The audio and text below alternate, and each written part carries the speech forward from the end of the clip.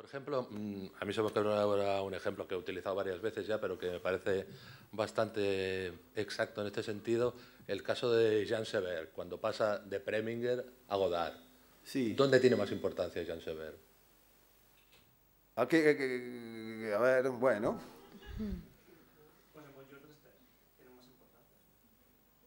Y yo diría que sí. ¿Usted es más que en Abu de Souffle? Yo diría que sí. Pero claro. Pero es que aquí es que estamos, por poner las cosas un poco claras ya, porque es que desde que hemos empezado a hablar aquí como algo que está creciendo y que se está haciendo el elefante encima de la mesa. Elefante blanco. Y es que, el elefante blanco, y es que en tu discurso, Mariano, sí, has hecho una especie de dicotomía que en el fragmento que has puesto ya se ha hecho claramente diáfana. Voy a intentar ser claro. No y es tan que diáfana, aparentemente. es incompatible la expresión del actor, la expresión, no el gesto, con la idea formalista del director. Y de hecho, fíjate que cuando has pasado a hablar de la expresión del actor, ha sido un plano en el que Billy Wilder dejó de hacer planos nocturnos en picado de la calle y contrapicado del ascensor para hacer un plano estático de él actuando, y él se expresa y Billy Wilder borra un poco su forma. Y no es verdad eso. porque a lo que voy, no borra su forma. A lo que te voy a decir de esto es que hay algo que no hemos dicho, es que es mentira todo, es que la dirección de actores no existe. Es que es falso porque la herida que está interpretando a Bill Murray es una herida escrita, por lo tanto la expresa igual que su dolor. Pero perfectamente el plano que hemos visto de él antes, que ha filmado Billy Wilder andando por la calle, el contrapicado, del ascensor de él abatido, eso ha sido dirección de actores, y sin embargo es pura puesta en escena. Él no le ha dicho nada a Bill Murray, simplemente dijo ponte así quieto y ya te dirijo yo, actor, en mi modo de filmar y en el montaje, habiendo puesto este plano antes. Y del mismo modo, escribiendo, nos podemos cargar la interpretación, la expresión literaria del actor, etcétera, etcétera, diciendo, por ejemplo, y además en esta escena, la herida es de mentira, pero por ejemplo, yo qué sé, te voy a poner un capirote, un gorro de burro. Sí. Y ese gorro de burro va a pesar tanto que tu cabeza va a estar hacia abajo y vas a expresar ya. Es como los payasos. A un payaso se le ponen unos zapatos tan grandes que entonces tiene que andar de una forma y tiene que hablar de una forma. Le has obligado a hacer algo que no es una expresión literaria, no es método, no es nada, es puramente un gesto físico. Y eso es dirección de actores y se escribe. Entonces se escribe, se hace en puesta en escena, como hemos visto aquí en el contrapicado del ascensor, y se hace montaje. Por lo tanto, esto que estamos hablando de dirección de actores, que es lo que los actores creen que es voy a hablar con el director, dime qué tengo que sentir, dime qué tengo que expresar, es una farsa, porque o está en todas partes o no está en ninguna. Por eso está bueno esto de volver a lo físico, lo que él decía, porque es verdad que en realidad es concreto, es como estás herido y después lo que elige el actor o intenta con eso que entiende, pero no es estás herido porque en realidad engañaste. Claro.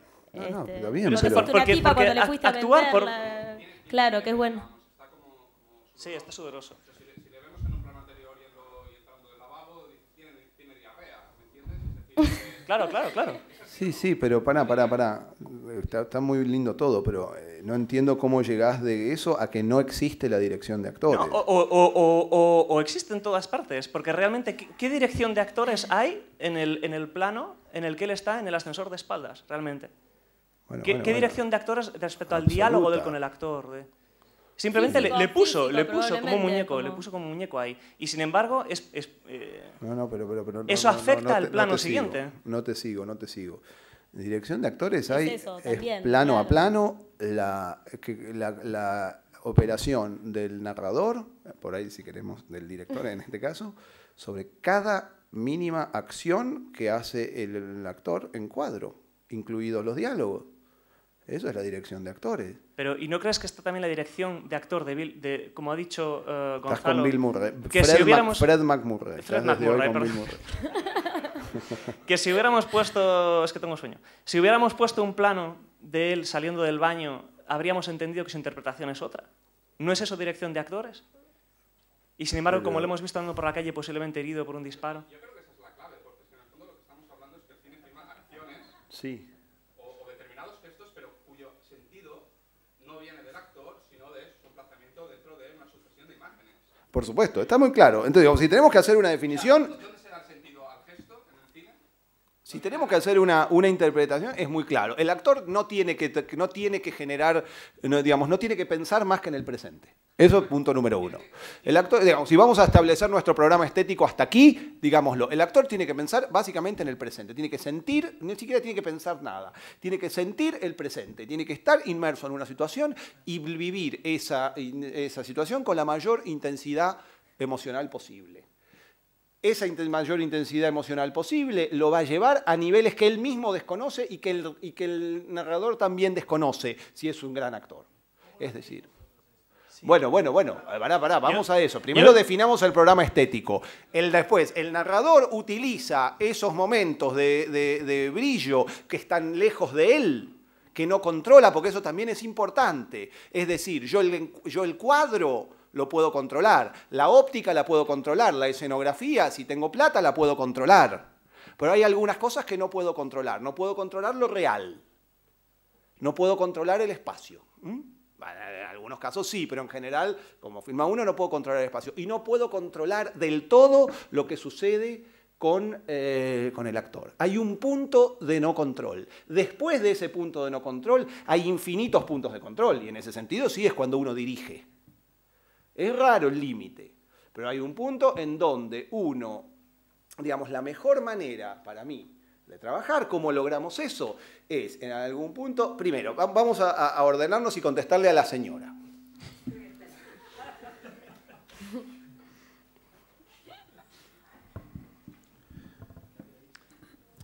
Cómo es el casting y cómo se elige al actor, etc. Entonces, en principio, yo formo parte de un fenómeno que las generaciones futuras van a conocer con el nombre de nuevo cine argentino. El nuevo cine argentino surgió básicamente de las escuelas de cine de los años 90 y en respuesta muy fuerte al cine argentino de los años 90, que era, como todo el mundo sabe, el peor cine del mundo, por ahí junto con algún otro, que no mencionaremos. En respuesta a eso hubo un montón de modificaciones. Las modificaciones generales, digamos, las modificaciones más fuertes tuvieron que ver con la producción.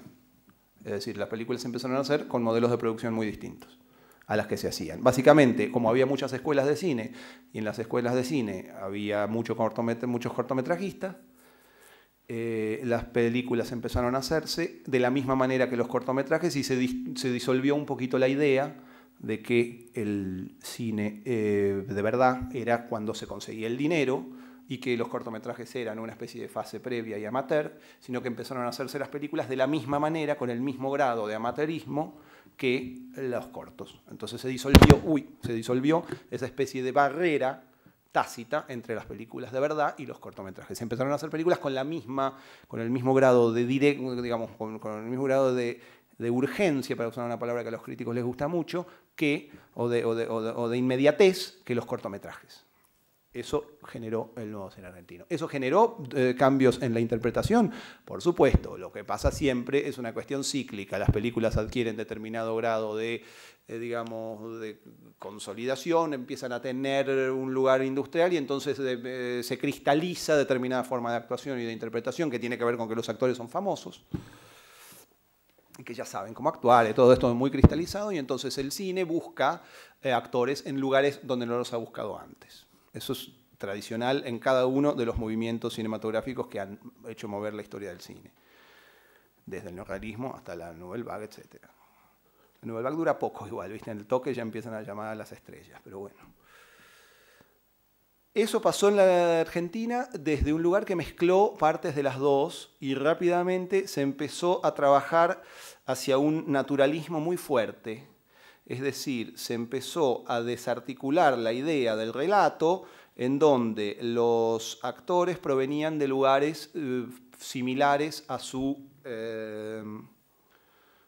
aquello que tenían que interpretar, es decir, la idea del actor no profesional, ¿no? Que estuvo muy de moda hace algunos años en todo el mundo, me parece, la idea del actor como una especie de vuelta al neorrealismo italiano, con una especie de vuelta de tuerca que se le dio, que era la división entre los límites entre lo que un actor incorpora, entre lo que un actor interpreta y lo que un actor es. Ese fue como el paradigma, ¿no es cierto? El ejemplo extremo se llamaba, de una película llamada Mundo Grúa, en donde un personaje actuaba y era muy expresivo y muy conmovedor, pero actuaba un poco ficcionalizando su propia vida. Ese fue el paradigma durante mucho tiempo y alcanzó su grado, si se quiere, de mayor difusión internacional con una película que se llamó La Libertad, donde de un cineasta argentino llamado Lisandro Alonso, donde un leñador del Monte Pampeano hacía de leñador del Monte Pampeano prácticamente sin ninguna diferencia, incluso cagaba.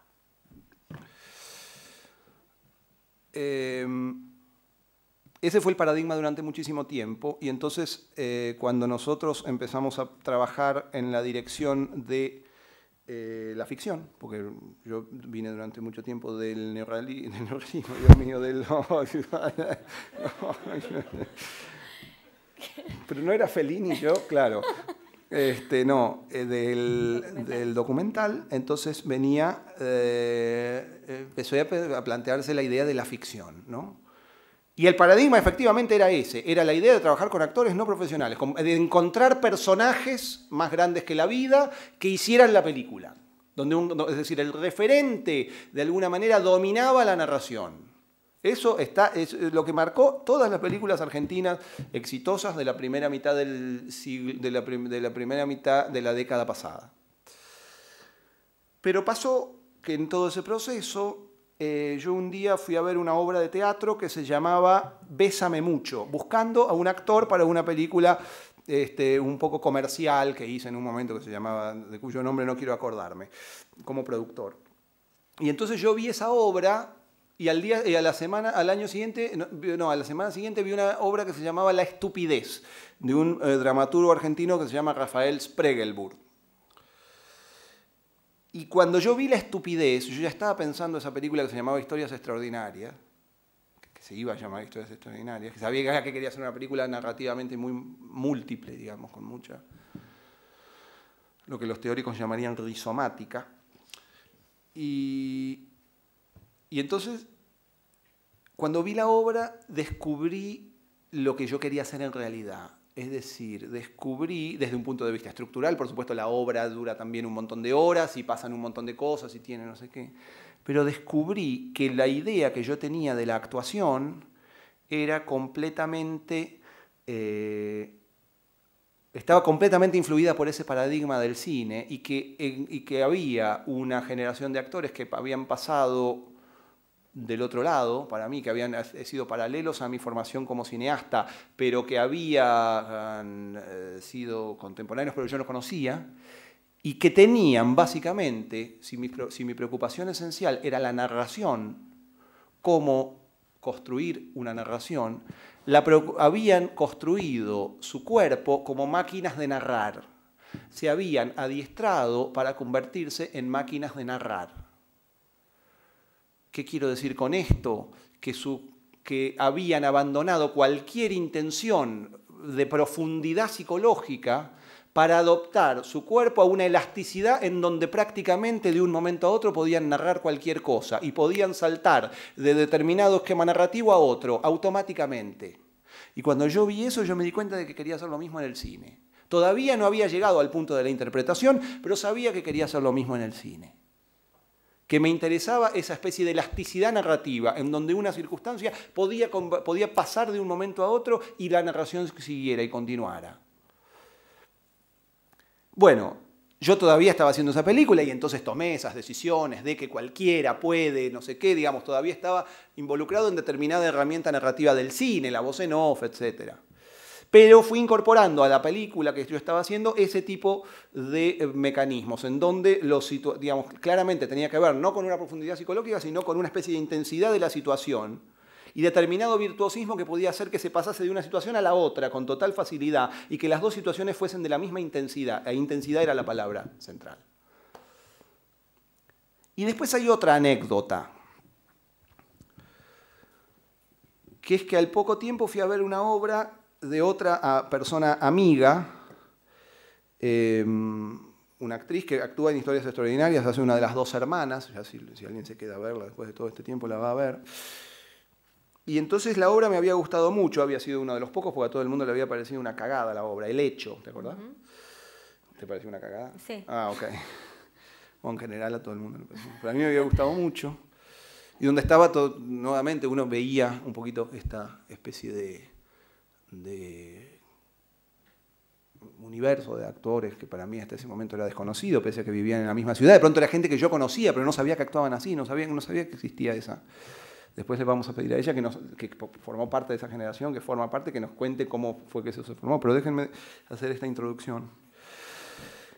Que ella entonces vi a los actores que habían hecho una especie de desempeño de energía infernal, inmenso, que me habían conmovido mucho, y después estaba esperando afuera para saludarlos, y de pronto veo a los mismos actores llevando al otro lado la mesa en la que habían, no sé, llevando la escenografía a otro lado, cargando entre todos una tabla enorme que hacía... O sea, los mismos actores que acababan de hacer una especie de interpretación extraordinaria estaban llevando las cosas así, o sea, no habían relajado ni un poco, seguían trabajando. Y ahí me di cuenta, yo dije, claro, hay que filmar así. Esto es un arte como se debe, un arte sustentable, digamos, una palabra muy de moda, ¿no? Digamos, los mismos tipos que acaban de hacer la cosa se arrodillan y llevan las cosas. Uno estaba acostumbrado a la idea de que el actor hay que ponerle como una especie de carpa y que hay que llevarle chocolates todo el tiempo. Porque en los cortos que uno hacía eran así, los actores eran como una especie de cosa que hay que tenerlo cómodo las bolas, los tipos estaban ahí llevando una tabla, bueno. Y dije, claro, esta es la alianza. No hay que tener una alianza con el cine, en donde, como se dijo hoy en un almuerzo, todo el mundo está pensando en plata, en dinero. En lo único que se empieza es en conseguir el dinero y en ir a festivales, y eso ya se estaba volviendo así. Sino que había que aliarse con ellos, que no solamente se habían adiestrado como máquinas de narrar, sino que se habían adiestrado a trabajar de la manera que fuera.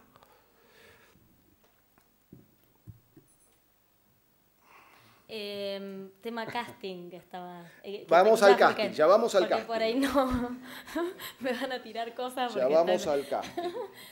No, bueno, me no hacemos casting. Claro, ya le doy una especie de cosa. Quizás tiene que ver con eso, que como trabajas con, con unos actores... Bueno, está bien, contestamos lo del casting y después vos haces como tú Rashomon. Sí.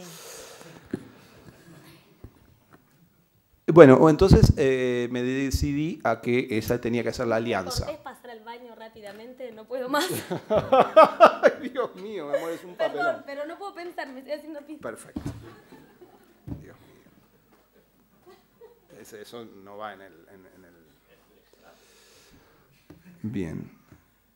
¿Qué te estaba diciendo? Lo del casting. Claro, entonces un poco pasó eso.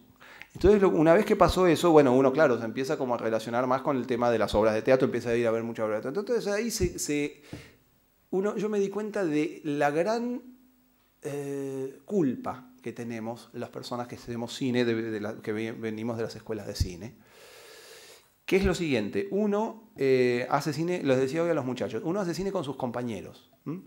Uno es el director, se decide que uno es el director y en general es el guionista de su propia historia, si tiene que hacer un cortometraje. Y entonces ese guión lo filma y entonces tiene seguramente un amigo que es director de fotografía, tiene otro amigo que hace el sonido, o una amiga, así de sexista es el cine, hace la dirección de arte. Después hay los reflexos, todo el mundo es compañeros, entonces hablan el mismo lenguaje, tienen los mismos gustos y todo eso.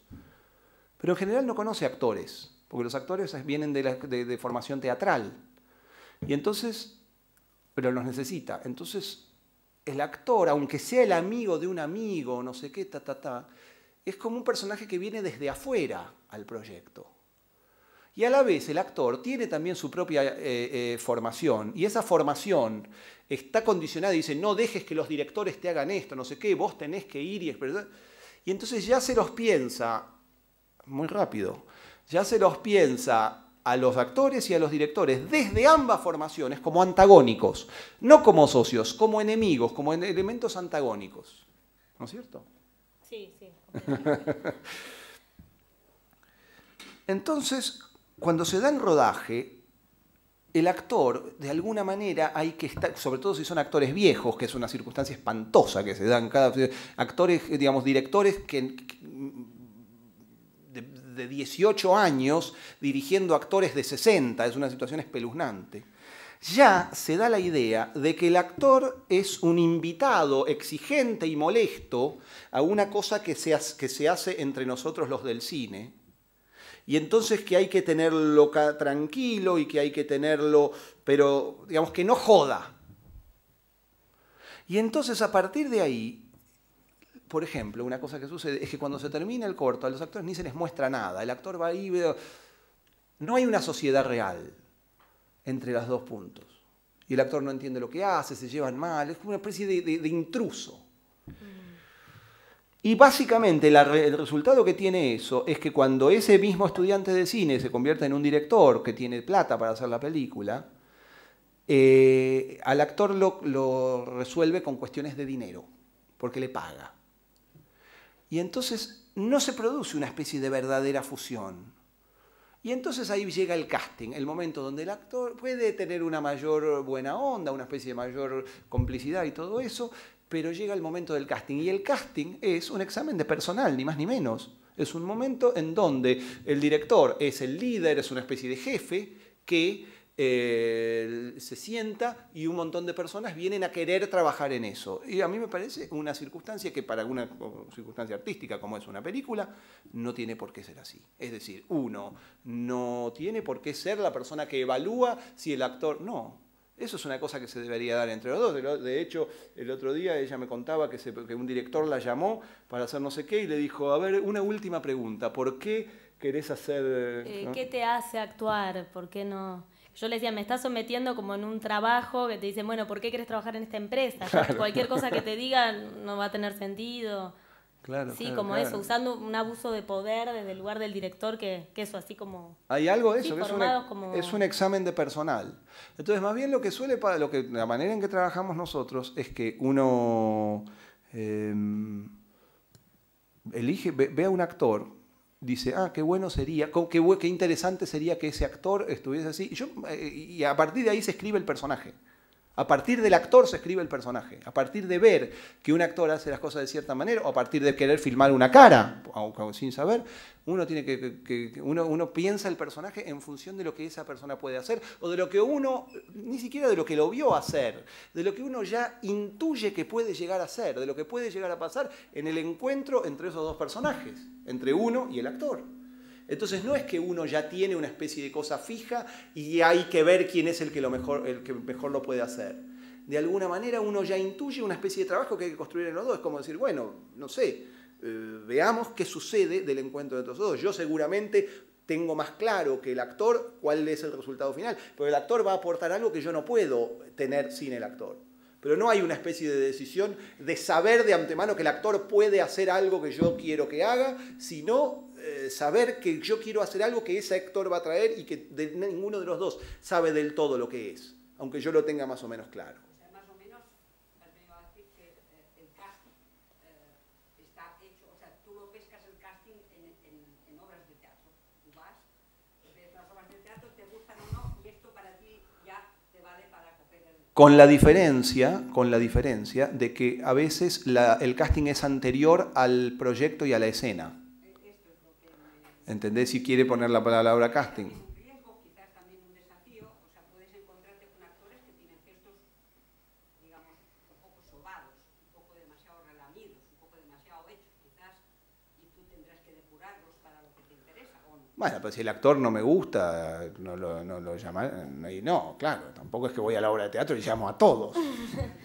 No, claro, si uno ve algo y dice, claro, esto podría comportar una narración interesante, esto podría servir para una narración, esto de alguna manera. ¿Por qué no contás vos esa especie de lo que yo acabo de contar, de las formas de cómo se llega a la actuación? ¿Cómo es tu experiencia en relación con eso? Sí, bueno, sucede eso, que en Buenos Aires hay una generación que... Bueno, muchos vienen acá a Barcelona a hacer teatro, Javier Doltes, Pregelburg, otro director se llama Ricardo Bartiz. Entonces, estamos todos formados también. Primero eso, la formación es más ecléctica, no hay un método, casi que Quizás algunas cosas del método se pueden agarrar, pero en general es eso, es más la mixtura completa en eso. Y sí trabajar con algo de la particularidad del actor, de qué porta el actor, qué tiene, que creo que es eso lo que por ahí después aparece cuando uno elige a alguien.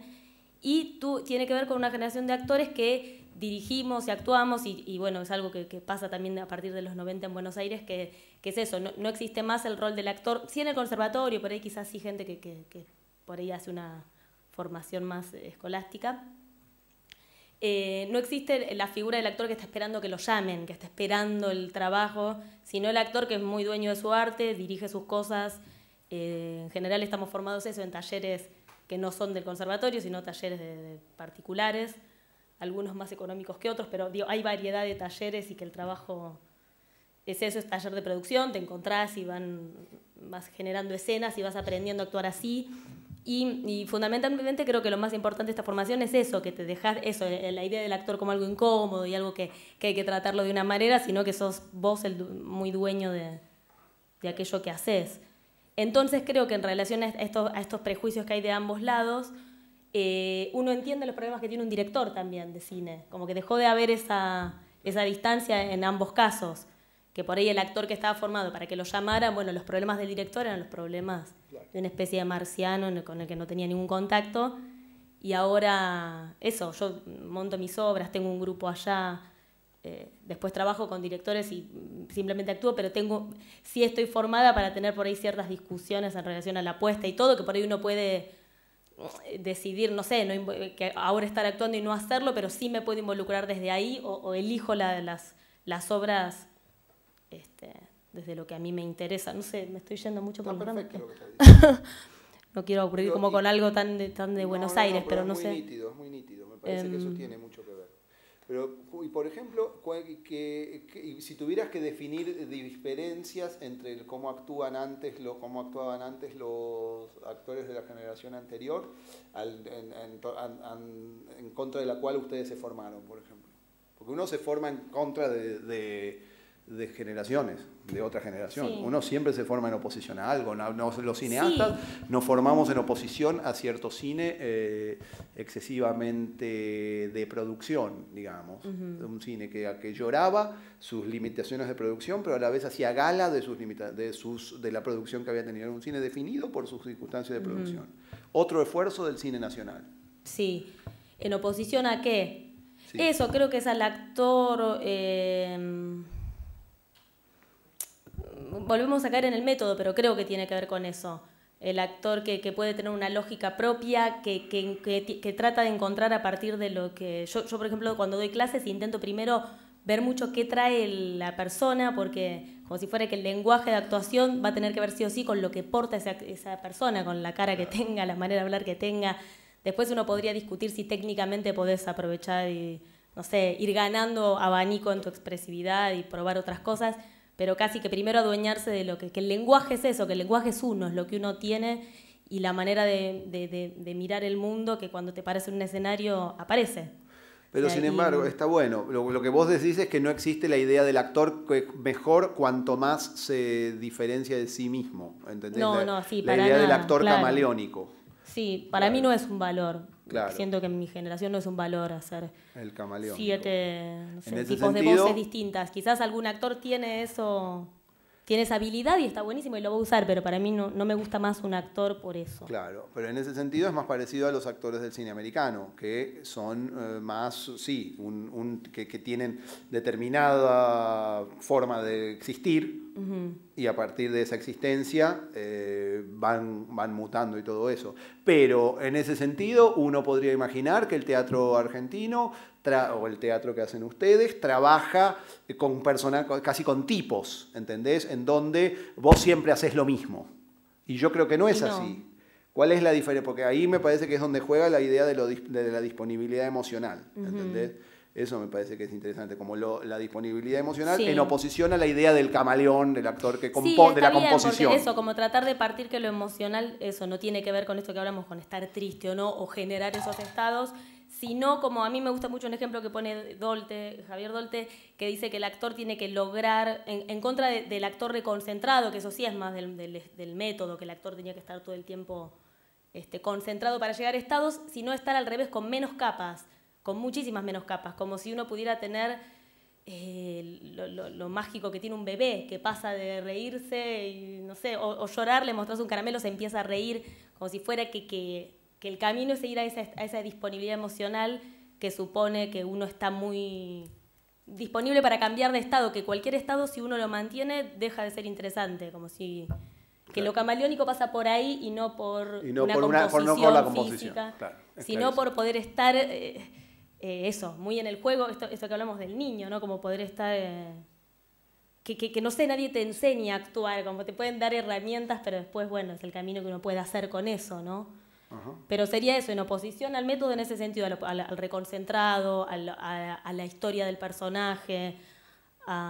Sí, es de una nitidez total, es decir, en contra de la composición que homologa un estado y donde el actor equivale a un estado que se afirma permanentemente, la idea de que el actor es una especie de persona líquida que es muy genuino en un montón de momentos, pero puede cambiar, puede ser genuino en algo y automáticamente ser genuino en otra cosa totalmente diferente. De la misma manera, eso era lo que estaba tratando de hacer yo con el cine. Es decir, si ustedes ven la película Historias Extraordinarias, trabaja exactamente de la misma manera.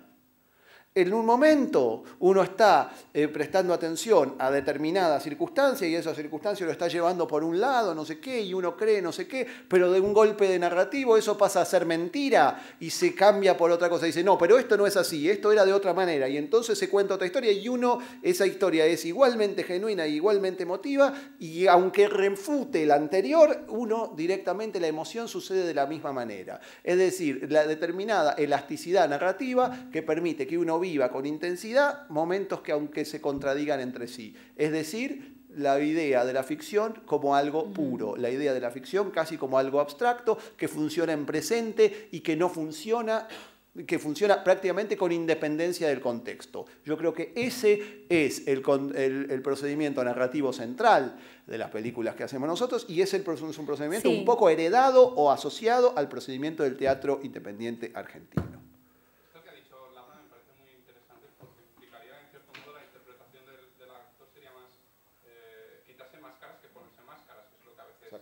Claro, claro. Es decir, que, por ejemplo, un niño, si tú le quitas un caramelo, pasa enseguida de estar contento a llorar. Tiene una flexibilidad expresiva enorme, ¿no? Luego, obviamente nos hacemos más máscaras, nos cuesta mucho más expresar y si te quitan el caramelo intentas disimular, ¿no? Entonces esto entronca con la infancia y con el juego, realmente. Sí, cuando vemos, por ejemplo, a Lillian Gish en una película de Griffith, en 30 segundos pasa por toda la gama expresiva. Es como un violín al que Griffith le puede hacer interpretar todo, ¿no? Tiene una gama rítmica tremenda. Por tanto, esto es que ha vuelto precisamente, seguramente, a una especie de infancia expresiva, porque cuando eres niño precisamente sí que interpretas muy fácilmente, sí que vives si no muy me fácilmente. Preparo tanto para que los estados sucedan que difícilmente me sucedan actuando. Si yo estoy preparándome porque tengo que llorar en la cuarta escena, probablemente no llore.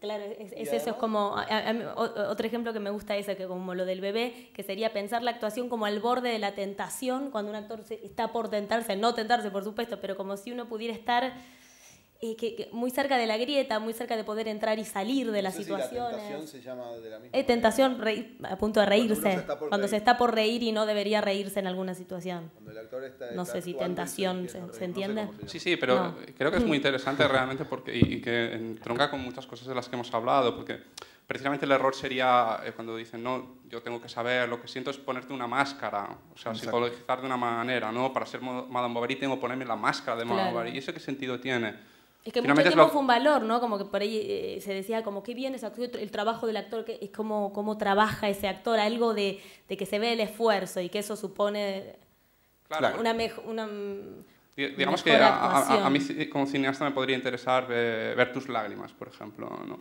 Pero no, yo no puedo mostrar el por qué estás llorando en un plano. Esa es la sensación que tengo. Lo puedo hacer si luego muestro, por ejemplo, que tu amante se está despidiendo o que tu niño, no sé qué, pero el por qué no va a estar en la interpretación. Por tanto, tú no tienes que saber en realidad por qué lloras. Tienes que llorar. Esa es un poco la cuestión del cine, ¿no? En ese sentido, lo que estaríamos captando son gestos o acciones que luego van a adquirir un sentido interpretado por la propia película, por el cineasta. Claro, vos estás desde hoy con eso. Eso es lo que no estoy tan seguro. No, pero es que me parece interesante en relación a lo que ella dice, porque eso implicaría que tú tengas que quitar esas máscaras para tener esta flexibilidad. Es decir, eres como una pantalla en blanco que te permite, como cineasta, digamos, trabajar con muchos registros, ¿no? Y eso te lo da una actriz.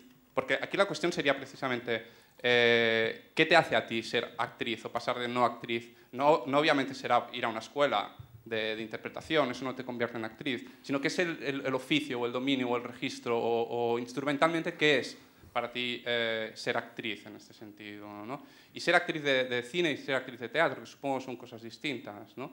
Y por tanto, cuando tú trabajas con un actor o un no actor, los problemas son totalmente contrarios, porque precisamente un actor que no puede quitarse la máscara. Es interesante porque tiene una máscara con toda una vida detrás, que es la suya, y se representa a sí mismo. Es muy difícil que le hagas hacer ese trabajo que tú puedes hacer. Absolutamente, eso es verdad. En el caso del no actor es muy claro. El actor, no, y hay cosas peores, que es cuando el actor quiere imitar las actuaciones que ha visto. Cuando quiere, digamos, a veces uno trabaja con personas, en Historias Extraordinarias es mixto todavía el elenco, había gente que eran actores dueños de la técnica y había actores que eran no profesionales, y con los no profesionales, con los cuales no trabajo nunca más, era muy difícil porque querían copiar cosas que habían visto. Claro. Entonces, como querían copiar cosas que habían visto, actuaban como actores espantosos, que eran los que habían visto y los que les gustaban. Querían actuar. Entonces decían así, como, cuénteme, una cosa espantosa. Entonces, lo que hay que hacer era que el tipo fuese, claro, digamos, despojarlo prácticamente de todo gesto. Y era muy difícil porque querían actuar, querían hacer gestos, querían mentir. Y esa es la diferencia entre mentir y decir la verdad. Entonces sí, problema que también tenemos los actores. Claro. También, y que hay que combatir y uno está todo el tiempo. Sí, que siente que no. ¿Por qué no contás un poco? Parece como el papá que tiene que estar en la mesa con los invitados. Pero me parece que es interesante. ¿Por qué no contás un poco cómo fue al principio? Porque entonces vamos a hacer un poco de introducción a la película que estamos haciendo nosotros, que es lo que tanto quieren. Es una película que se llama La Flor. Y entonces es así. En un momento, en esa especie de proceso de enamoramiento mío, nuestro, del grupo que yo conformo, que se llama el Pampero Cine, con el teatro y con las infinitas posibilidades. Realmente para nosotros fue casi encontrar que existía ese teatro, fue como encontrar yacimientos de petróleo. Es decir, es como si hubiéramos encontrado que nuestras posibilidades narrativas se habían centuplicado, que realmente podíamos narrar cualquier cosa. Espero que no se vayan por la mención del petróleo. Perdón, no. Por ahí toqué un tema urticante. Bueno. Tuve mal, fue una gafa. Bueno, lo que quiero decir es eso. Entonces sentimos eso. Y entonces en un momento yo había ido a ver una obra de teatro donde actuaban 4 chicas que me había parecido bien y trascendió que me había parecido bien al director de la obra, que era amigo de mi compañero Agustín, que es el camarógrafo, que también actúa en Historias Extraordinarias, y entonces resulta que llegan las chicas de la obra y que querían que hiciéramos una película sobre la obra de teatro. Y yo estaba por empezar Historias Extraordinarias, no sé qué, era como medio imposible hacer una película, y además la obra era difícil, pero le dijimos que sí. Y entonces vinieron las chicas, que también eran 4 chicas, ¿viste? No estaba mal el plan. Y entonces, y nos hicimos muy amigos. Pegamos como una especie de enamoramiento, que en nuestro caso terminó siendo un enamoramiento real. Pero bueno, en ese momento no se sabía. Y entonces la cuestión es que decidimos hacer esa película. Y estuvimos trabajando en esa película durante mucho tiempo. Prácticamente 3 años, donde nos reuníamos semana a semana y planeábamos la película y no sé qué, y le dábamos vueltas. Y era evidente que queríamos hacer algo juntos, pero no esa película. Que eso que había sido el punto de partida, era algo que estaba quedando cada vez más atrás y finalmente pasaba, había veces que teníamos reuniones y no hablábamos de la película que queríamos hacer, sino para que nosotros ya era un material muy viejo, claro, había pasado mucho tiempo de la obra, claro. Hubiera sido una película pésima. Malísima. Hasta que entonces yo terminé Historia de Ciudadanos y dije, bueno, ahora la próxima película que hay que hacer es con ellas. Pero, digamos, más allá de cierta cuestión fantástica, ¿no? De decir, bueno, qué lindo trabajar con las amigas, no sé qué. Yo sentía que era el momento de trabajar la idea de aplicar las posibilidades de la narración con 4 actrices. Sobre todo porque esas actrices habían demostrado una capacidad para la ficción enorme. Es decir, ellas se especializaban en hacer obras de teatro donde esa especie de liquidez narrativa se plasmaba como en pocas otras. ¿Entendés? O sea, ellas trabajaban especialmente esa idea de la metamorfosis emocional permanente, donde la liquidez emocional permanente. Y entonces un poco la idea fue hacer una película en donde ellas fuesen el vehículo narrativo constante. Y entonces yo imaginé, digamos, lo cual implicaba que el tema de la película fueran ellas. Y ninguno de los temas, así como en Historias Extraordinarias, el verdadero tema de la película era un paisaje, es decir, es una película en la cual hay miles de cosas, se ven leones, guerras, incendios, no sé qué, pero finalmente lo que uno tiene es la imagen de un lugar, la provincia de Buenos Aires, el lugar en donde la película transcurre, y que finalmente todo el entramado narrativo termina proporcionando una película de paisaje. La idea era que esa serie de vueltas y de juegos narrativos que la película trabajara terminase siendo una película de retratos, en la cual lo que uno terminase viendo fuese 4 rostros. La manera de contar un rostro mediante el cine es la narración.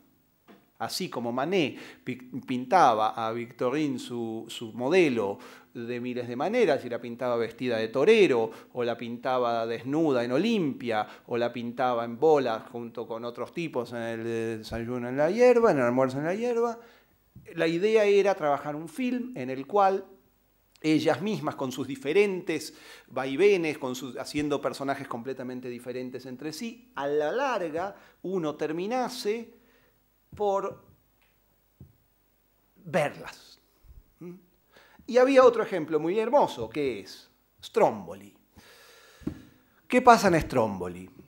Uno ve un final extraordinario. Posiblemente uno de los... Stromboli es el encuentro, tal vez casi más paradigmático de la historia del cine. Es el director que iba a renovar el cine para siempre, el primer gran director del cine moderno, Rossellini, que se encuentra con Ingrid Bergman, que es la actriz más importante de todo el cine clásico, digamos que en ese momento era la actriz más importante de todo el cine clásico, que venía de actuar con Hitchcock y venía de filmar Casablanca, ni más ni menos, y la lleva a una isla volcánica en medio de los mares de Italia, que es el Tirreno, creo, y la obliga a subir un volcán en erupción. Entonces cuando uno ve eso, esa emoción, la emoción de Ingrid Bergman subiendo un volcán en erupción, no procede solamente de lo que la historia ha construido, es decir, de que es una inmigrante de la guerra, no sé qué, sino que es Ingrid Bergman, y que ha actuado con Hitchcock, y que ha actuado en Casablanca, y que ha hecho Juana de Arco. Esas capas geológicas de la actriz, uno las siente en la película. Uno sabe que esa especie de que ahí es más Juana de Arco que cuando hizo Juana de Arco, que ahí está trabajando, es toda la historia del cine, toda su carrera como cargando la historia del cine, la que está subiendo ese volcán en erupción. Entonces la idea era que si uno veía a las actrices de esta película a lo largo de sus capas geológicas, cuando la película terminara, uno iba a haber sido testigo de esa carrera de las actrices, que las actrices iban a empezar prácticamente vírgenes el film, y después, eso en un sentido cinematográfico, y que finalmente cuando la película terminase, uno ya iban a terminar siendo Ingrid Bergman, que iban a tener tras de sí esa experiencia y que uno iba a haber compartido esa experiencia en el film. Iba a haber sido testigo de cada una de esas capas geológicas. En esa estamos. Estamos empezando la tercera capa geológica. Ninguna de las 4 tenía experiencia en cine, muchos años en teatro y mucho teatro encima y nada de cine. En ese sentido, Mariana, ¿no crees que, y sobre todo Laura, que la ambición máxima de una actriz es pasar de ser actor, actriz, a ser presencia, es decir, a conquistar un arquetipo propio? Nos gusta Mastroianni, nos gusta John Wayne, siempre hacen lo mismo, están completamente despojados de todas las capas, ya no tienen que hacer nada y tienen toda su destello, ¿sabes? Entonces, ¿no crees que, no sé? Ajá. Si es la máxima aspiración de un actor. Tiene que ver con un poco lo que dices de Ingrid Bergman también, no sé. Ella había conquistado ya su arquetipo. Y tiene ese arquetipo de Ingrid Bergman sacada del cine clásico, por llamarlo de alguna manera, metido de repente con forceps en Claro. la realidad, ¿no? Claro. Sí, creo que es lo único que te hace crecer en un momento, como y quizás eso, somos muy jóvenes las cuatro y todo, pero ya hay algo del recorrido de teatro, que seguimos actuando mucho en teatro las cuatro, por suerte, pero es como si fuera que, bueno, es algo que conoce, que es muy difícil ponerse en jaque ahí, y empezar a hacer cine fue sentirnos cuatro inútiles primero, y había algo de eso que, bueno, que sí. Che, hay como un Sí, monstruo. sí, es verdad. Es algo bonito que está ocurriendo ahora en el nuevo cine. Pará, que lo que está ocurriendo es que hay como una especie de ¿no lo oyen ustedes? Un poco...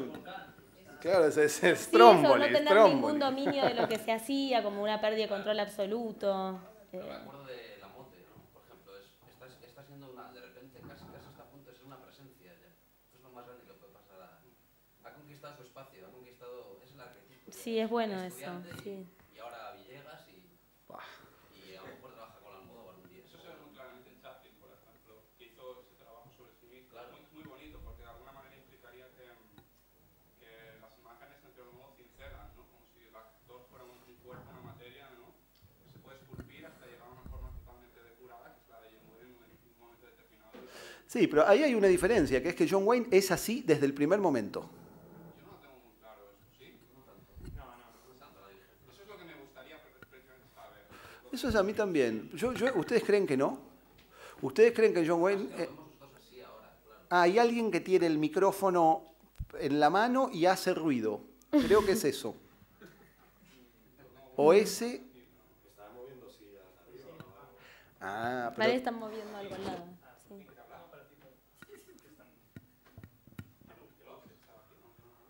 ¿Qué pasó? Che, no, lo que digo es, yo creo que en el caso de John Wayne, sí, él es así desde el primer momento. Él es un arquetipo desde el primer momento. Pero si queremos discutir sobre John Wayne, Belmondo es un arquetipo desde el momento cero.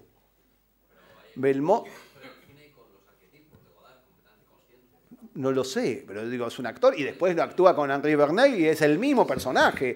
Cuando él actúa en las películas en El Profesional, es el mismo que era en Sin Aliento, es con otro director, pero él es el mismo, es como un animal. Belmondo es siempre el mismo.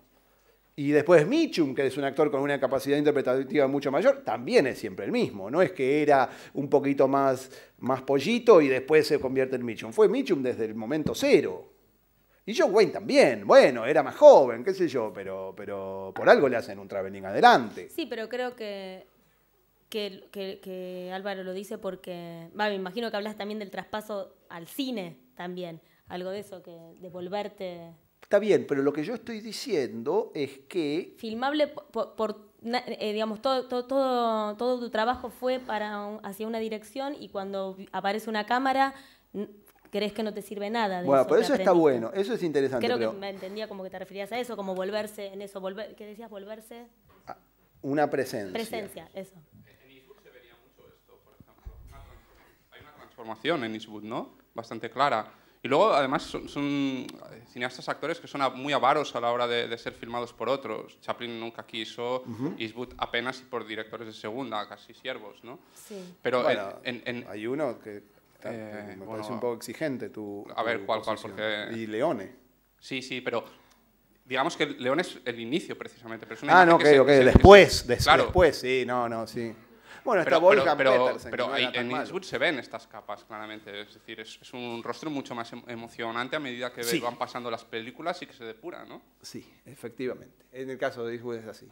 Pero, digamos, siempre actuó un poco en la misma... Sí, se vuelve más viejo, ahí empieza a actuar la vejez. Ok, eso es cierto.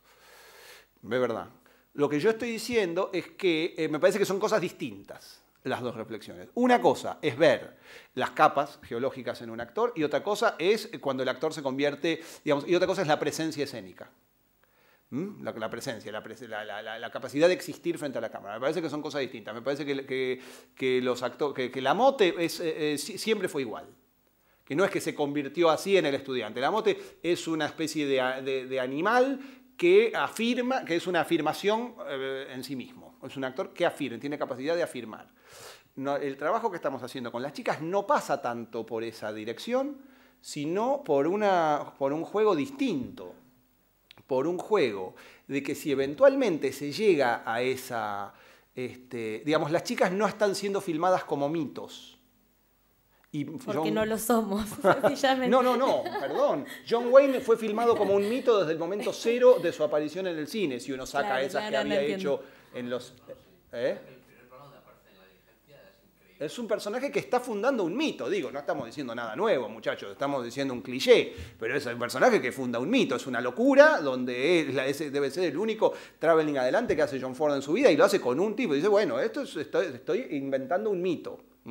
Después Carpenter lo quiere hacer con ese actor rarísimo que tiene en la primera película que hace, ¿cómo se llama? En el asalto al precinto 13, que elige ese actor extrañísimo, bastante bueno, también creo que le hace un traveling adelante. Pero, bueno, no le sale, en el caso de ese no le sale, pero en el caso de John Wayne sí. Y después, y Godard lo mismo, digo, también es un personaje que es un actor que está siendo inaugurado como mito. Más bien, si se quiere, tiene que ver con... Ni siquiera, no, iba a decir una pelotudez, no, pues tampoco tiene que ver con el caso de Jean-Pierre Léaud, donde uno sí va viendo, no sé qué, y emociona, porque bueno, Jean-Pierre Léaud es otro tipo de experimento. Acá, lo difícil es que las chicas están siendo trabajadas a partir de la variedad. Es decir, la emoción de la película, si es que esta emoción sucede, es que uno va a haber recordado de ellas tantas variantes y tanto juego que lo que va a quedar verdaderamente va a ser, supongo yo, espero yo, cierta esencia. Pero no es que se va a afirmar con ellas determinada cuestión mítica. No, al revés, al principio ella.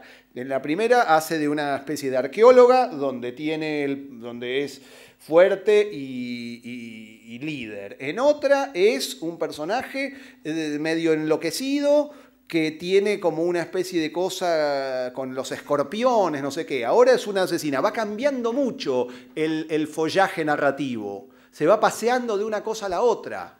Y esa es la gracia, ese es el juego. Y eso no significa composición, porque en ninguna hay demasiada composición. Simplemente es un material maleable, es un material absolutamente flexible. La teoría es que de esos paseos y de esa serie de variaciones, y esa es la palabra importante, la variación, de esa sucesión de variaciones, ¿querés que deje de decir cosas interesantes así?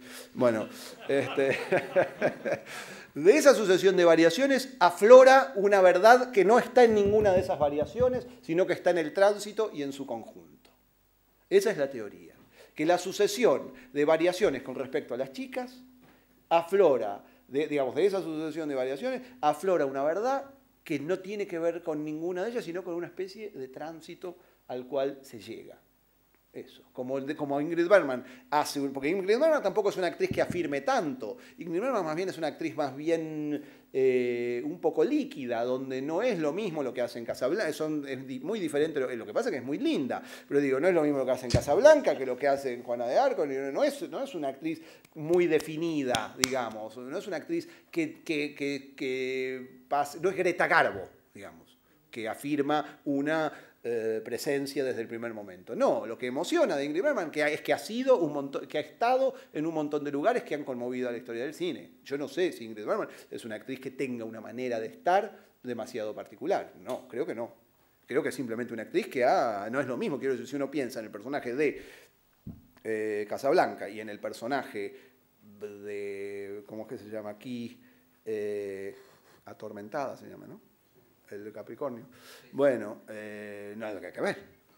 Digo, igual Atormentada es un desastre, pero digo, es una actriz que o en Notorious, digamos. que se llama aquí, encadenados. ¿Entendés? Es algo que no tiene nada que ver, y sin embargo, cuando llega finalmente, y después lo que va a hacer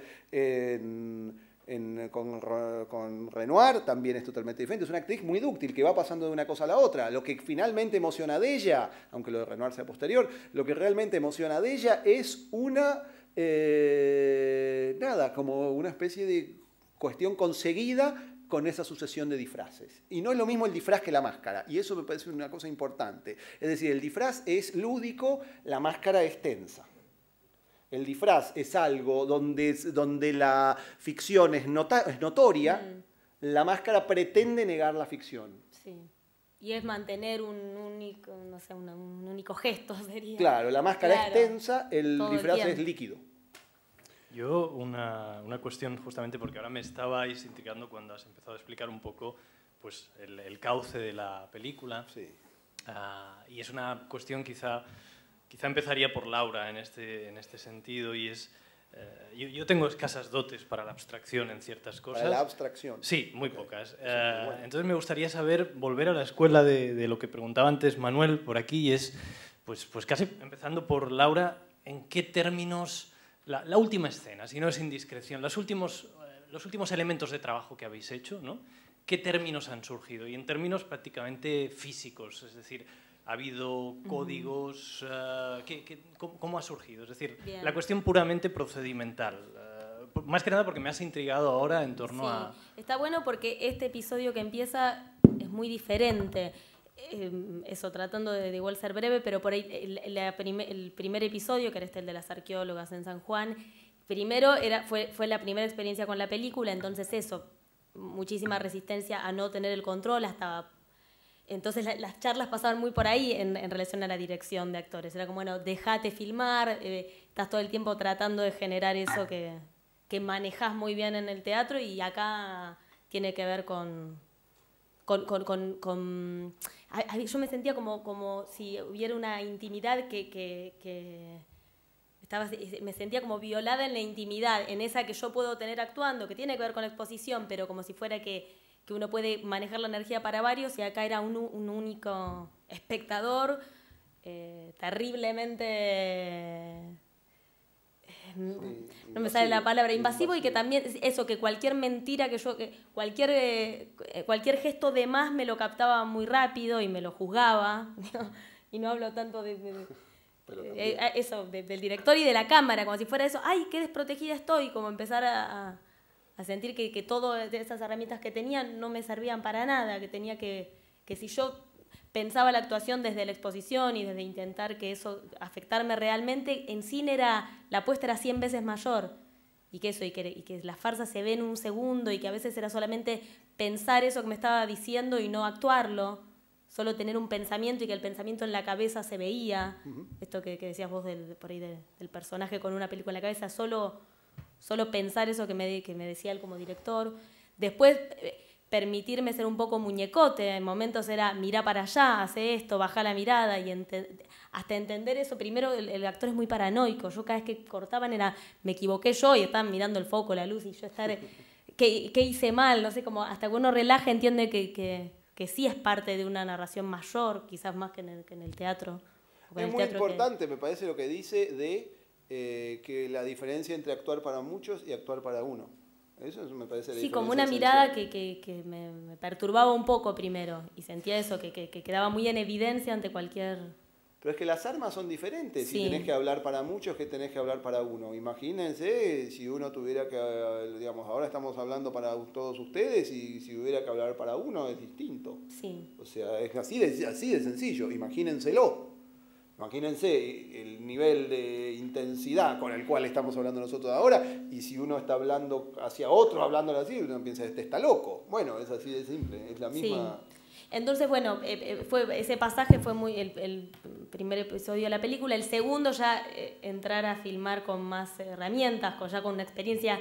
Además, cada episodio es como filmar una película, porque es una película que es bastante larga. Entonces, como que sí, la experiencia era... en relación al ejemplo de Bergman, es eso, cada episodio es una película con un director, aunque el director sea el mismo. como bueno, es una experiencia nueva, filmar en otro lugar, aprender otras cosas. Entonces, bueno, la segunda por ahí ya hablábamos, creo que eran otros los temas que aparecían, y ahí sí ya tenían que ver más con el gesto. Era un personaje que estaba con una movida de drogas con escorpiones, y a la vez no había que estar actuando todo el tiempo eso, pero tenía la historia algo... ¿Qué información tienes cuando trabajas la escena? ¿Sabes, por ejemplo, el contenido de todo el episodio, más o menos? ¿Eso está descrito o no te lo cuenta? Sí, en los dos casos sí. Si no lo tiene, no es porque no se lo dé el director, sino porque no lee los guiones. Quiero pasar ahora, quiero pasar al tercero porque es muy distinto lo que hay que hacer también. Y entonces sí, se empezó de una composición medio física, tenía un mechón blanco, medio Susan Sontag, pero yonki.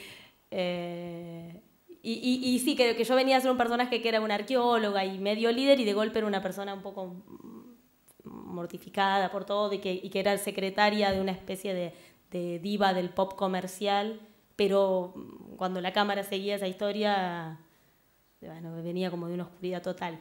Se están yendo todo, ya están rompiendo sus tickets de la flor, después de los escorpiones. Y después, en el tercer episodio, por ahí sí estamos hablando mucho del gesto porque es el episodio que tiene voz en off. Eso se puede, porque cambia eso. Varias cosas. Primero, los personajes hablan francés, entonces vamos a hacer dobladas, pero hay que aprender las líneas en francés porque después nos va a doblar a alguien hablando en francés. Sucede en Buenos Aires, en provincia de Buenos Aires, más parecido al paisaje de Historias Extraordinarias. Pero bueno, me enfrento ahora a ese problema, que es, bueno, es extranjera en Buenos Aires, habla francés, es asesina. Y hay voz en off. Claro, y hay voz en off. Entonces, por ahí es el momento del gesto, porque estamos conversando mucho como qué se ve de ese personaje o qué... De hecho, las escenas que estuvimos hablando eran todas gestuales, que tienen un... Sí, hay un poquito de texto igual, pero sí. Pero ¿y cómo preparáis los planos? Por ejemplo, ¿ensayáis con cámara o primero no rodáis? Si querés te hago un poquito también, te devuelvo mi visión de cómo fue o vos querés hablar de los planos. No, te hago te hago la historia también de cómo la pensé yo en términos de la historia de la película en sí. Digamos, hasta dónde llegamos, como hizo ella, que decía. Al principio inventé una historia bastante, digamos que era una historia que le hice muy rápidamente, muy fácilmente, como para empezar, como para que era esto de las arqueólogas y las momias y todo eso. Era una historia que podría ser perfectamente una historia clase B. Lo cual después es complicado, porque la película va a empezar con la historia clase B y de pronto no sé si va a estar buena, pero bueno, no sé, ya estamos ahí. Y entonces la idea para mí era, digamos, nosotros imagínense que habíamos estado trabajando con las chicas durante, digamos, pensando y hablando y cebándonos y coqueteando, que era lo que habíamos estado haciendo, como coqueteando durante años y años y años y no había pasado nada, no habíamos filmado un plano. Y entonces la primera cosa que filmáramos era necesariamente como para, bueno, a ver qué pasaba. En la Argentina hay una expresión que se dice, en la cancha se ven los pingos. La cancha es el lugar a donde se encerraba el caballo, los pingos eran los caballos de doma. Entonces en la cancha se ve como cuán bravo es un caballo. En la cancha se ven los pingos. Entonces eso significaba, vamos a ver, ahora, yo escribí una historia que estaba más o menos, que tenía sus cosas, que yo sabía que podía explotar cosas que ellas sabían hacer, y entonces en ese momento, las largué al ruedo, a ver qué pasaba. Hubo 5 primeros días de rodaje, en donde había escenas muy largas con mucho texto, donde tenían que pasar muchas cosas de emociones, de muchos cambios de emoción. Bueno, lo que yo las había visto, a ver, bueno, probemos qué pasa con la cámara. Y al principio estuvo difícil. Además yo hice otra cosa, que es que yo en general yo traté deliberadamente de tener menos control. Yo soy un director muy controlador, soy muy... digamos, tengo una participación muy fuerte sobre cada una de las cosas, nunca compartí demasiado la responsabilidad, cada vez que traté de hacerlo me costó. Y en este caso escribí con una de las chicas partes del guión y dejé que ella escribiera los diálogos, por ejemplo. Y entonces fuimos a filmar así, con una especie de responsabilidad mía compartida. Era como decir, bueno, tratemos de compartir algo. Y el resultado fue más o menos. Fue más o menos. Hubo una primera escena en donde, que era una escena larguísima, que ellas se tuvieron que aprender el texto. Yo no tenía contemplación de ningún tipo. Dije, bueno, si ella está, las traje acá, conseguí la plata para filmar, no sé qué, ahora ustedes demuestren. Era un poco así, demuestren. Y era una escena larguísima donde una se tenía que poner a llorar, vos te tenías que poner a llorar, y otra tenía una especie de texto larguísimo y venía no sé qué, y entonces resultó que estaba más o menos. No estaba muy bien. Y entonces en un momento, y ella no podía llorar, era una cosa que estaba y una hablaba, no sé qué, y al principio ya estaba ahí, hasta que en un momento la cámara paneaba y ella estaba llorando. No sé bien con qué tenía que ver, era casi la escena final, pero por qué lloraba no se sabe. Y no lloró bien. Dijimos que no importa. No, todo era un desastre, todo lo que nos funcionaba así. Tampoco era tan desastre. La sensación como actriz era eso, como todo lo que siento que manejo así, no lo puedo hacer, era desesperante, claro. Vincularme con mis compañeras que actuó hace años, todo era rarísimo. ¿Entendés? Claro, como que largamos eso. Y entonces estábamos ahí, no sé qué, larguísima era, una escena que duraba, por ejemplo, 5 minutos, 10 minutos, y que hablaban, no sé qué, y se acordaban del texto. Y las virtuosas, ¿viste? Porque ellas son virtuosas, eso es algo que tienen un nivel de virtuosismo enorme. Entonces estaban ahí, más o menos, no era muy gracioso, no sé qué, hasta que en un momento la cámara paneaba y ella estaba así, no sé qué, y se levantó y decía, no puedo llorar, 10 minutos, ¿viste? Un desastre, hasta que finalmente más o menos lanzó como unas lágrimas y medio nos fuimos. Pero fue medio una paliza, ¿viste? Diciendo, bueno, ustedes que se creen Gardel y Lepera, hasta ahí fue. Bueno, y eso fue la primera. Después hubo una segunda donde ya, porque esa podían oír en la película. Sí. Pero tú le das la historia escrita y no le dices nada más.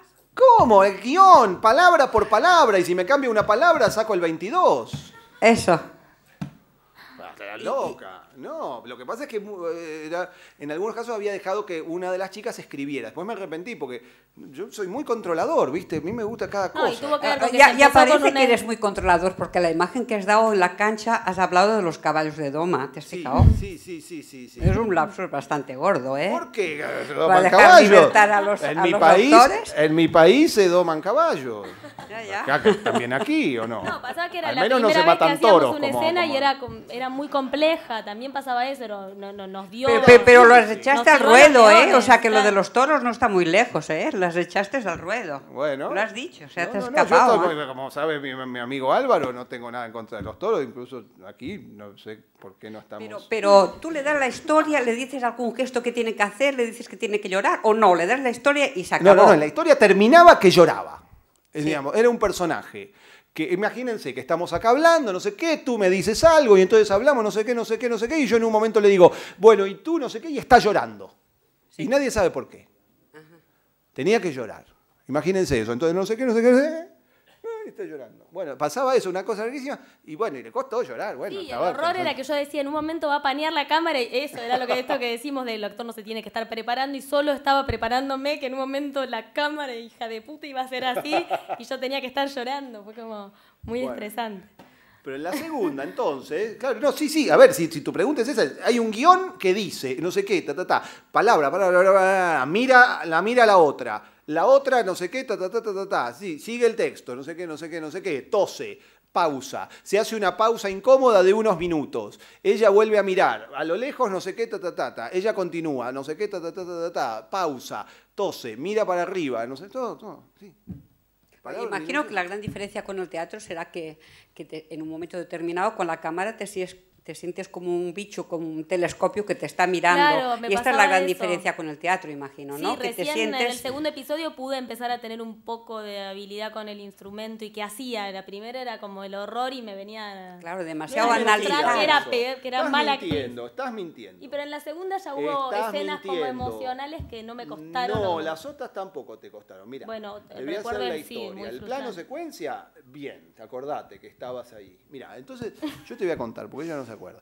Es así. Entonces la segunda todavía medio un desastre y después, a medida que fue avanzando, fueron ablandándose un poco.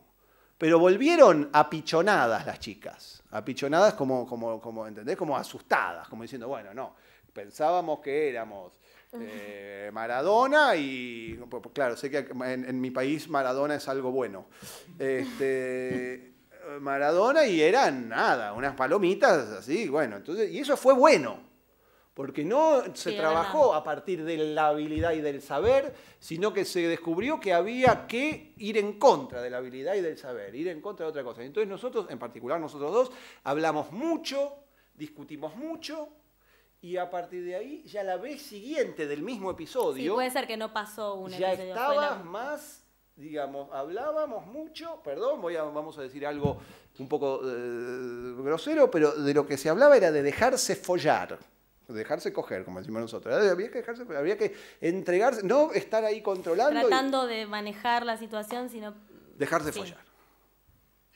Sí, salía mucho esa... Y entonces ya la vez siguiente viajaron y un poco más pasó.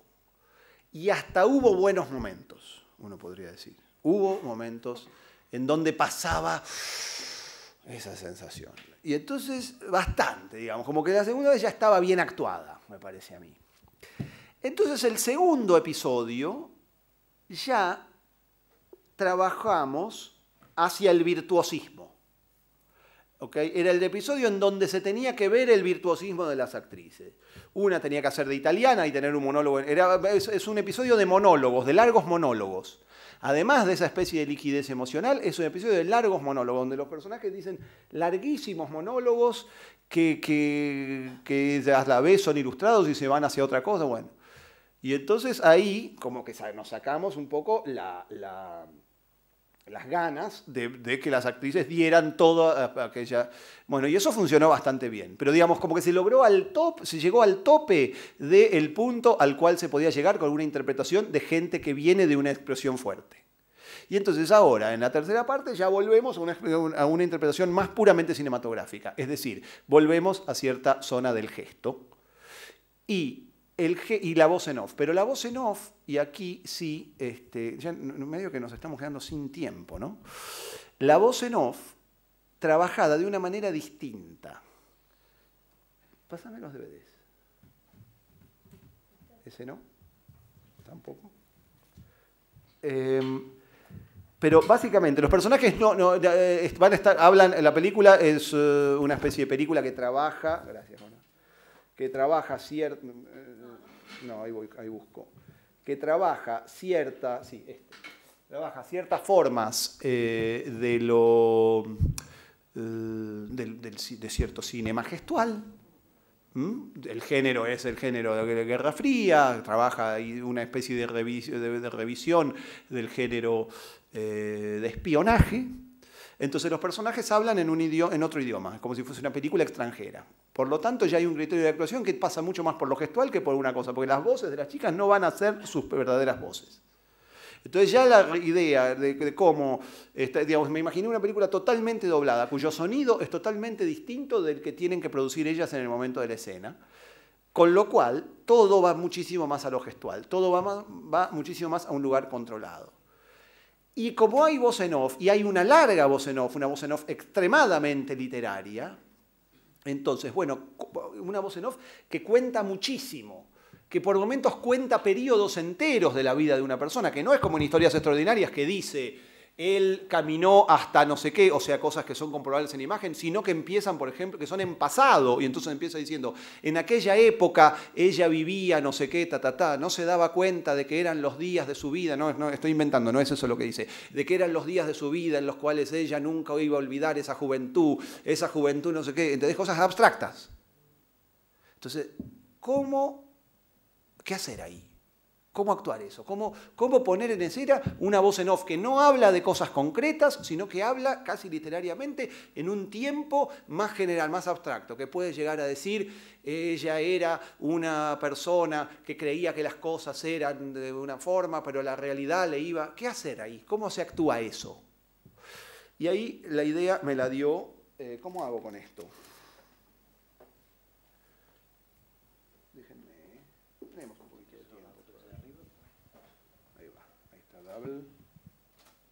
Bueno, la idea me la dio un director bastante conocido en una película también muy conocida. A ver. ¿Se ve algo? ¿Se entiende la problemática igual de cómo se actúa en una voz en off? ¿Va a sonar? Ah, no se está viendo. Volvemos al mismo problema. Nunca hicimos la pausa, entre paréntesis. Bueno, pero igual también es cierto que se fue mucha gente. Claro, que estamos aguantando bastante bien. Yo te digo que son 8 menos 20. ¿Cómo? Déjenme ver este experimento. La película la van a descubrir ahora y a todo el mundo le va a parecer muy bien. ¿Cómo se avanza con esto? Efectivamente, esta es la película. ¿Cómo hago para avanzar? Ahí va, Ahí va. Esto es Phoenix, Arizona, 11. Bueno, ahí va, Janet en bolas.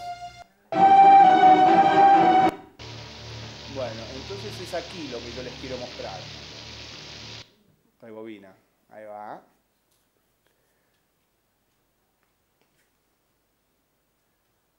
Miren este invento genial que se le ocurre a él en el medio.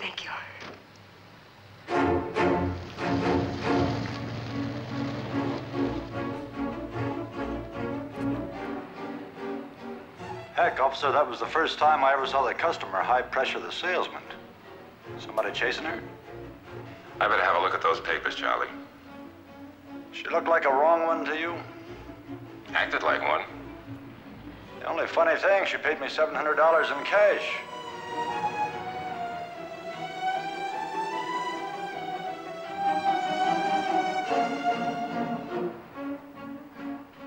Yes, Mr. Lowry. Carolyn? Marion still isn't in? No, Mr. Lowry, but then she's always a bit late on Monday mornings. Buzz me the minute she comes in. And call her sister. No one's answering at the house. I called her sister, Mr. Lowry, where she works. The music maker's music store, you know. And she doesn't know where Marion is any more than we do. You better run out to the house. She may be unable to answer the phone. Her sister's going to do that. She's as worried as we are. No, I haven't the faintest idea. As I said, I last saw your sister when she left this office on Friday. She said she didn't feel well and wanted to leave early. I said she could. That was the last I saw her. Oh, wait a minute. I did see her sometime later driving... I think you'd better come over here to my office, quick. Carolyn, get Mr. Cassidy for me. After all, Cassidy, I told you, all that cash. I'm not taking the responsibility. Oh, for heaven's sake. Girl works for you for 10 years, you trust her. All right, yes, you better come over. Well, I ain't about to kiss off $40,000. I'll get it back, and if any of it's missing, I'll replace it with her fine, soft flesh. I'll track her, never you doubt it. Oh, hold on, Cassidy. I still can't believe... It must be some kind of a mystery. I can't... You checked with the bank, no? They never laid eyes on her, no? You still trusting? Hot creeper, she sat there while I dumped it out. Hardly even looked at it. Planning, and even flirting with me.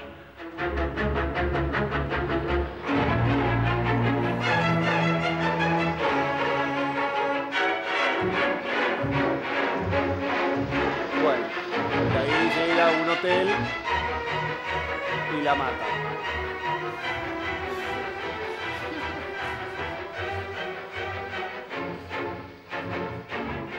Ahí va.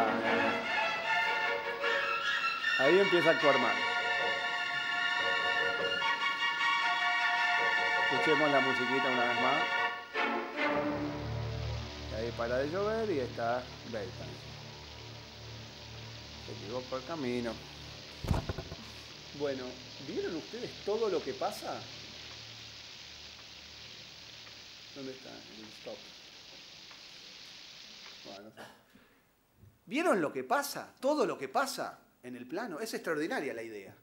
Pasa más que en todo lo que se ve antes. Hay más escenas dentro de la misma secuencia que en todas las escenas anteriores de la película. Y lo único que vemos, bueno, eso es el futuro, pero lo único que vemos es el rostro de ella. Y en el medio es un procedimiento de una audacia porque lo mantiene mucho. No es como, al principio ya lo había empezado a hacer y había una especie de cosa, pero lo mantiene muchísimo. Y mete otros personajes, habla de la hermana, hace una cantidad de cosas, suceden una cantidad de cosas que por supuesto que no van a existir. Avanza tanto con la trama, duplica y triplica lo que sucede dentro de la trama, y lo único que vemos es el rostro de ella. Y el rostro de ella, ¿qué hace ella? ¿Cómo se la dirige? ¿Qué está actuando ella? Esa es la pregunta. ¿Qué está actuando? No lo sé. No lo sabemos. No está actuando nada. No está haciendo nada. Está ahí, está manejando. Y de alguna manera la narración es como una especie de capa que está sobre ella. Y ella fomenta la narración y ella sostiene la narración. Pero hay algo en donde el principio de lo que ella, digamos, que uno entiende que ella está pensando todo eso. No lo sé. Ella no sé si está pensando todo eso. Todo eso está sucediendo o va a suceder, pero ella está ahí. Hay como una especie de principio indiscernible, hay como una especie de principio de misterio que solamente existe gracias a que ella está manejando. Ella no está actuando lo que dice la narración, ella no está oyendo la narración.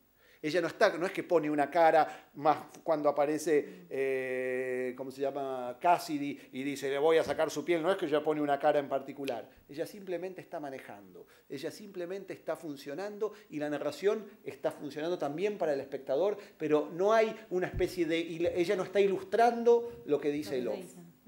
Entonces me di cuenta de que esa era la clave del trabajo. Es decir, que cuando la historia, cuando el off, cuando el texto en off es de una complejidad muy grande, el actor no tiene que hacer nada. Hay que mostrar al actor casi descansando. Hay que mostrar al personaje o al actor prácticamente haciendo su vida y pensando en otra cosa, y el relato se va a ocupar de consolidar el fenómeno narrativo. Y no es el actor el que tiene que hacerlo. En ese sentido, hasta sería mejor que el actor no conociese los textos. Y ciertamente, no voy a hacer como si hice en Historias Extraordinarias. En Historias Extraordinarias, a mí, cuando tenía que actuar yo, por ejemplo, alguien me leía el texto y yo actuaba y entonces decía, él no sabe que no sé qué, y entonces yo ponía una cara, iba un poco en sincro con el texto. Acá no, acá hay que filmarlas a ellas casi como si fueran animales y después el texto de alguna manera va a ser algún tipo particular de sinapsis con ellas.